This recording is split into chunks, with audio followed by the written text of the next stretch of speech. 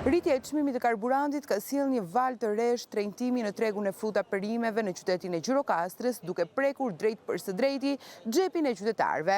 Tregtarët shprehen se kostot e transportit janë rritur ndjeshëm, çka ka ndikuar menjëherë edhe në rritjen e çmimit të produkteve dhe sidomos të atyre të importit. Sipas tyre, pothuajse të gjitha fruta perimet që vijnë nga jashtë po tregtohen më shtrenjtë se më parë, pasi çdo rritje e çmimit të naftës ka reflektuar zinxhir edhe në koston e furnizimit. Nga ana tjetër, konsumatorët, veçanërisht moshat e treta, shprehen të shqetësuar për këtë situatë. Ata thonë se kanë gjithnjë më të vështirë të përballojnë blerjet e produkteve bazë, duke theksuar se pensionet nuk përballojnë rritjen e vazhdueshme të çmimeve. Si do qefi Edi Ramos?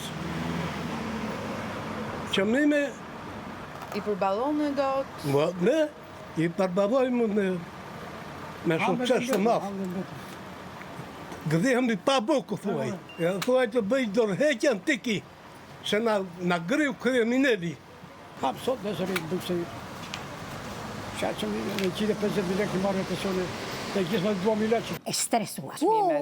Për mua që jam me 4.000 lekë pensionë, shumë e vështirë. Edhe ja vete në fshat punoj, vim, let lakra, për vete ti me ha 2 herë në ditë. Misht se shumë me sy. Ka mënë që kur kesh burrin gjatë. Po të bëhet, mos merë fare, ose merë pak, sa për ta shlyuar.